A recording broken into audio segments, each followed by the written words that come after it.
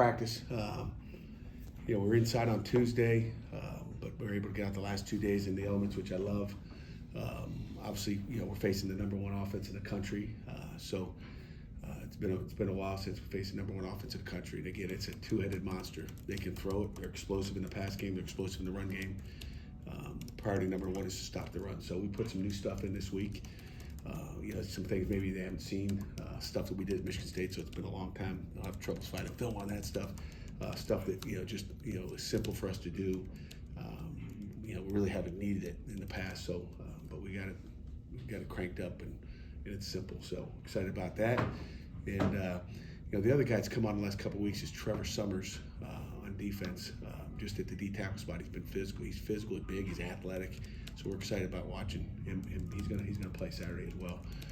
Offensively, again, got a great challenge. Obviously it starts up front with our offensive line and their defense line. We better protect our quarterback, and we gotta be two-dimensional. So, questions? With their defense, they have pretty drastic splits home and road. They're much better. Their defense has much better numbers at home than they do on the road. Like the last couple of games, they gave up 1,000 yards at NC State and Boston College. I can see with offenses being at home, crowd noise, familiar territory. How does home and away affect defense in your perspective? I think you could look too far into it, Chris, and look at the home and away, and same thing with how many points they score at home. How many, they're a 9-1 football team. They're really good, and I think it's more about the offense that's going against them, the matchups maybe. Obviously, BC played really well last week. Lonergan was on fire and made some plays, and they ran the ball well. But I don't know if it's home or away. I think it's just what people do, and it's called execution. But I don't think home game, away game have anything to do with it. We'll find out, I guess. Their run defense is giving up a decent amount of yards. I think they're the second worst in the ACC. Do you feel confident you have to go and jump with Boosie and Joels if Des can't play? Yeah, we feel comfortable with those guys all year so far. So yeah, Boosie's shown what he can do. Joel's golf can go, and again, we'll see where Des is. Jake Overman talked yesterday that you guys worked on Wednesday a lot on third downs. Just what were some of the point of emphasis? Were you working just about every distance that you could on third down? Yeah, we always work third medium, third short. There was a little bit more emphasis on third down and long. You hope you're not in third and long. We go into every game thinking, hoping that you're not in third and long, and you look back and look, okay, what could we have done better a week ago? Is maybe get more third downs working. So we worked a little bit more, but we've had walkthroughs in it as well. So we should, all the different fronts they do a great job on third down as well. So we got to block them up and keep our quarterback clean. Looks like there'll be a sellout crowd this weekend. Are you team excited for that? Just to be in that kind of environment, road environment like that? Yeah, once the game starts, it really doesn't matter. Obviously they'll be cranked up. It'll be a great crowd, 50,000 people, but we've played those environments before, whether it's Florida State or game day last week. With Percy back in the mix, Darvaux said this week they would see if Stanley would stay at tackle or at guard. Is there a chance that we see Stanley at guard on Saturday? I don't know. Your guess is as good as mine. I'm still waiting to find the answer out. We'll see where Ryan is. First of all, we're hoping Ryan's ready to go. So. How have you seen Mason respond during practice this week to his first loss? I didn't think about that. It was his first loss, huh? Again, it's adversity, right? It's a team loss. It's not Mason's loss, okay? But whether you're a quarterback or a Mike linebacker, you're losing plays, right? So it's like you can look at it as a team loss, or you can look at it as Mason's loss. It's not Mason's loss. We lost as a team, and but our kids are used to losing plays, right? Adversity's easier to deal with than handling success. I always say. I think our guys are used to that. So when you lose a play, you lose a game. It's I don't see any difference in them. It was an uncharacteristic performance for your receiver room on Saturday, a couple of drops, but how would you just evaluate overall the play from them this year? I think it's been good. Kenny Johnson, I think is legit. We got to find ways to get Kenny the ball more. I think they've done a nice job in that room. Again, one play, one game does not define you. Take that one game out, which I told you we dropped more balls maybe in that game than we had all season together. I remember back in the day shooting 2020, you know, how many missed touchdown passes we had. I mean, people caught the ball, fell down, dropped balls. I mean, I think at one point, Chris, you were here. Remember that one year we had like more drop balls 19. than anybody? Yeah, We dropped like everything. you know, so again, you always have your standard, man. That's like the bottom. I think that receiver room's done a nice job this year.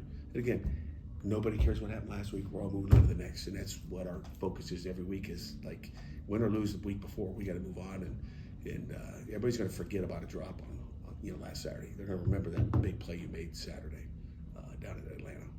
How big of an impact can having an effective running game be when it comes to scoring in the red zone? Do you feel like teams that can run the ball well tend to have more success when they get inside the 20? I think it's who you are. I mean, obviously, Georgia Tech's going to run the ball when they get in the red zone. But I think it's who you are. What do you do best? What are you good at? What are they doing? But we certainly, when you get the ball inside the 20, you'd like to be able to run it down the throat if you're physically capable and you got the dudes to do it. Is it harder if you're pass heavy, your passing is what you do best because the field gets shorter, because you have less space to work with? Is it a little bit tougher to execute down I there? think it's harder. The passing game is definitely harder down there, but it depends on what they're lined up. I mean, if they're going to force you to, throw the ball, then you got to be able to make a play. So, when the field gets crunched down, there's no question about it. We all know it's a little harder to throw the ball in the red zone, but that's why we work at throwing the ball in the red zone so much in practice, because the safeties aren't playing too deep anymore. They're down in the box, so you got to find ways to make plays down there and get guys open and make plays. How do you think Mason's handled this first week after, I guess, his first loss as a college quarterback? Is that the same question? Are you paying attention? What's up, Steven? Again, I think it's been no different, whether it's a loss and one player loss. I think it's the same deal. You talked about throwing down by the goal line. Have you guys thought much or run Heinz Shore, your quarterback's under center much down there near the goal line? Has there been much thought of doing that when you're at the 1 yard line instead of throwing or running sweeps or whatever it may be? Not really. I mean, you do what you do, right? I mean, we want to go back to the old offense. We can line up under center and you guys be yelling at me for why do you guys run it right up the middle? Don't get anything. But no, we're going to do what we do and try to get in the end zone. But I mean, for someone who's coached as long as you have, whether it's college, not just you guys, but college, NFL, does it kill you when you see 1 yard to go or goal line and they're in the shotgun? Not at all. Not at all. I'm watching a game. I forget what it was. I'm watching a game this week, and it was probably, it may have been the Wake Forest, Georgia Tech game. And, I hate when announcers, and it might have been Adazio saying, there's 4th and 1, here they go.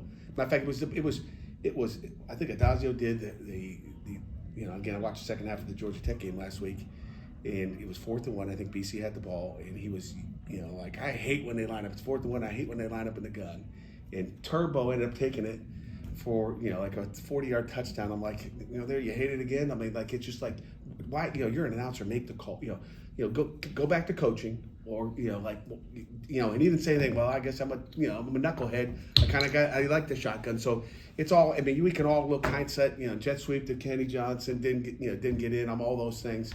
It comes down to executing and making plays, regardless of what's called, whether you're under center. I mean, like I said, I was kind of like, as soon as he said, I'm like, why say that?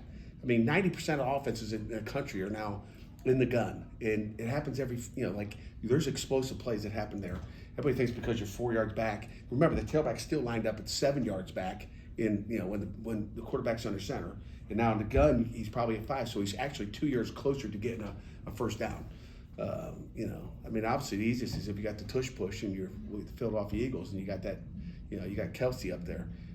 But what else you got? Who was your Haynes King impersonator this week? It was David Lynch. We used a little bit of Max Hunt, freshman tight end, who's done a nice job. But just the operation, they run so much shifts and motions. They handcuff you there too. It's not like they just line up in one formation, snap the ball to him and go. But David can run pretty good too, so he's given us a great look all week. You can tell me if this is an oversimplification, but given how much they run the quarterback and given that they have some good running backs as well, is there any elements that look like the triple a little bit, like how they're able to have multiple guys running out of it? I kind of was talking to Pat Bostic last night at the radio show just about they're back to what they were. The only problem is they're running the triple, and he's throwing the ball really well. I mean, they're darn near 250 yards passing. I mean, I've never seen so many explosive passes. Back in the day when we played Paul Johnson, it was it was run. Every once in a while, you get a sprint out pass or something like that, but it was 1 out of 40. They are, I mean, their play action pass is elite. I think they're pulling linemen, boot quarter, roll. I mean, they do a nice job, and they're getting guys open. The receivers are fast, and they're finding, guys open. And he's hitting it. He's putting it on the money. He's playing really well. You mentioned Trevor Summers earlier, looking to get him some time. Any other true freshmen standing out on the scout team this year? Standing out on the scout team. I mean, the ones that were standing out on the scout team are playing for us, right? But I'm trying to think of anybody else. Zion Ferguson continues to get better. He's not a true freshman, but he's a new guy. Denham Cook, the last few days, he's back practicing, and he showed some spurts yesterday that you go, ooh, that's going to be fun to watch. He's about 255 pounds. He's strong. That's kind of a new guy in my head, but that's probably about it. How much did Isaiah Neal play at D tackle last week? I don't think he had any snaps there. No. Okay. How are you guys looking to split him amongst there? Are you guys keeping him maybe? If we needed to, we can. I mean, Isaiah can play inside or outside. He's tough. He's physical. He's capable, and he's willing. Does he know enough that if it was in the middle of a game and there was an emergency situation, he's like one of the smartest guys on our football team. Like, he's like a little genius. I love Ghost. I mean, he can do it all. He could probably go play Mike linebacker and make the front calls if he had to. We won't ask him to do that though, Steve. Are you trying to fit him into one position, or do you like having him at? He moved to the defensive end spot out of need, right? With guys banged up out there, but he makes so many plays. I mean, he's got a knack. He's a football player. He understands the game. He studies it. He understands tendencies. He understands backfield sets, tight end alignments. But last week he makes that nice TFL again. I mean, on the tailback on a swing route. Tailback's pretty good, by the way. And he just he finds a way to make plays. He's in the right spot because he knows what he's doing. I think if we weren't so banged up, he'd still play inside. So, but he's played so much inside, and he's practiced this week inside as well. So he's done a little bit of both. There was a new hire in the ACC this week. You're familiar with James Franklin. What are your thoughts on him joining the Conference of Virginia I'm Tech? excited about him. I mean, he's obviously a tremendous football coach. Outside of the rivalry game, we've texted back and forth. I'm excited for him and congratulate him. Welcome to the ACC. But he's an elite football coach. He's won a lot of games. Been in the playoffs last year. He'll bring a lot of flavor and he'll bring a lot of ideas to our ACC head coach meetings. And again, I love when you get different coaches coming in from different conferences that can say, hey, this is how we did it. Why are we doing it like this? To me, the more ideas, and he'll be a guy, whether it's Bill Belichick coming in from the National Football League or James coming from the Big Ten to kind of definitely spruce up the meetings a little bit. Are you looking forward to playing against him down in Blacksburg next year? Is it at Blacksburg? Mm-hmm. I was looking forward to. I was wanting him to come up to Pittsburgh, but it doesn't matter where we're playing. Yeah, it's I'm looking forward to playing something different. We haven't played Virginia Tech in 2 or 3 years. Seems like a long time. All good. Okay.